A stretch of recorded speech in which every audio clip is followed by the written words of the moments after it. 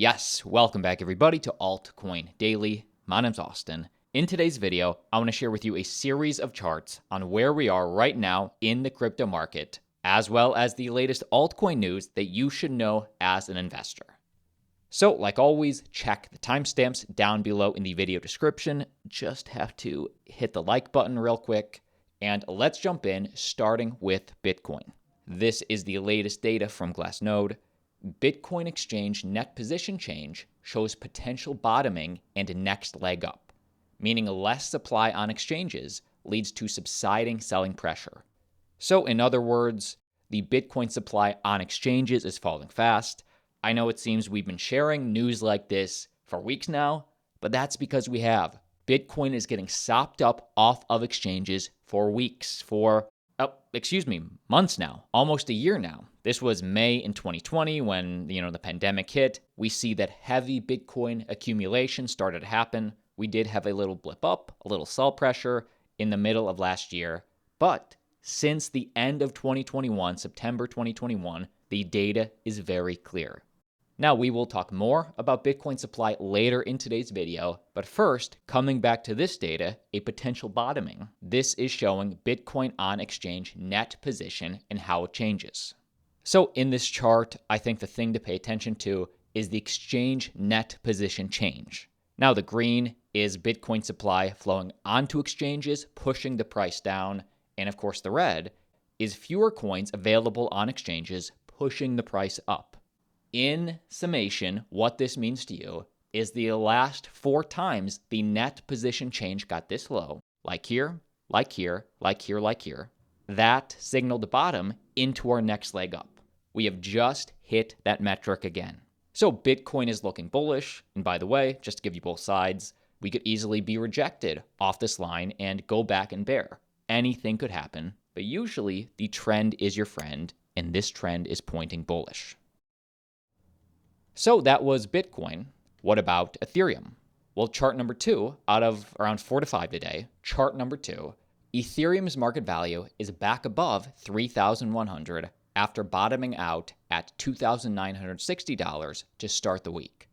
Our new ratio of on-chain transaction volume in profit/loss ratio, this is the latest data from Sentiment, revealed that ETH traders were selling at the bottom, a solid sign of an upcoming bounce. So that's a lot of words. Let's actually check out the chart and break this down. Ethereum saw major signs of capitulation the last 3 days, leading to today's price bounce. And just looking historically, prices for ETH generally see bottoms when ratio is this low, meaning usually when we see capitulation, like here, and again, potentially like where we are right now, that's when we see the bounce. So give me your thoughts on this ETH chart down below. The data is pretty interesting, but let's keep moving.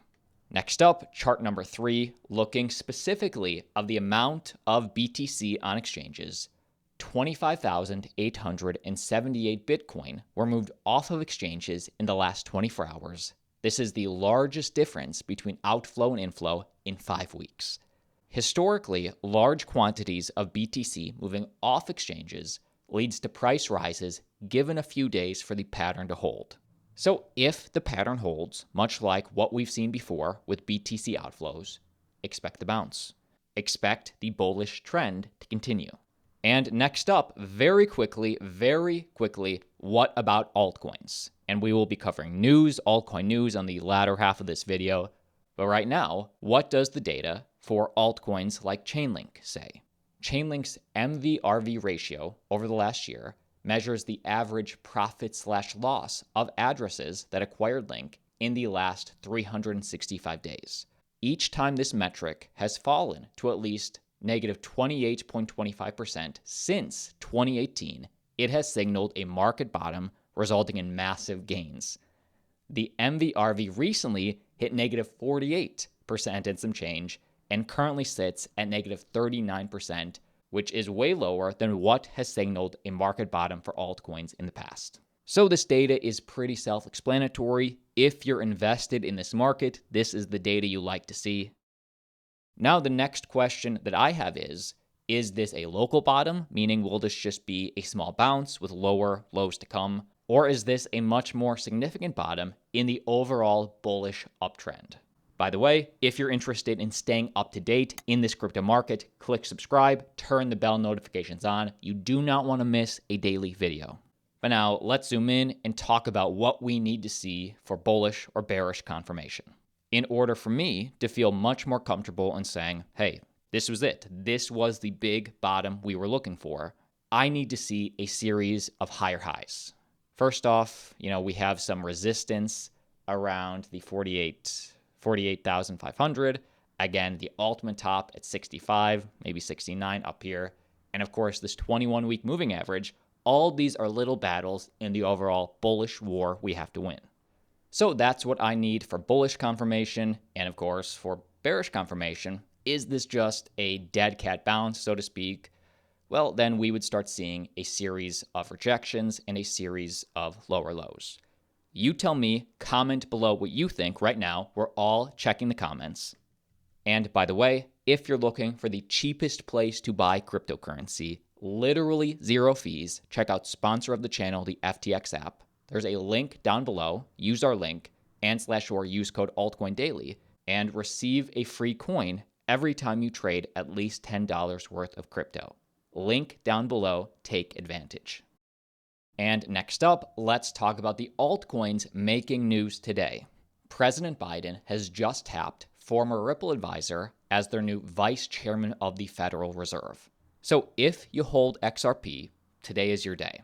Law professor Michael Barr, a former advisor to Ripple, is President Biden's choice to become the next vice chair for supervision of the Federal Reserve, according to an official announcement from the White House. Now, what does this position entail? Well, in the position, created in 2010 as part of the Dodd-Frank Act, Barr would be responsible for developing policy recommendations regarding the supervision and regulation of banks for the Fed's board. And obviously, this is great news for XRP because he loves XRP. He is a big believer in the XRP protocol, and now he potentially will have a huge position of power in the Federal Reserve. Barr joined Ripple's advisory board back in 2015 after having worked in the U.S. Department of Treasury as an advisor to President Bill Clinton and as the Assistant Secretary for Financial Institutions under President Barack Obama.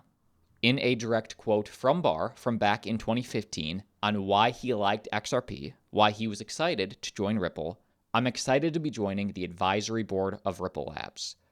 Our global payment system is badly outdated.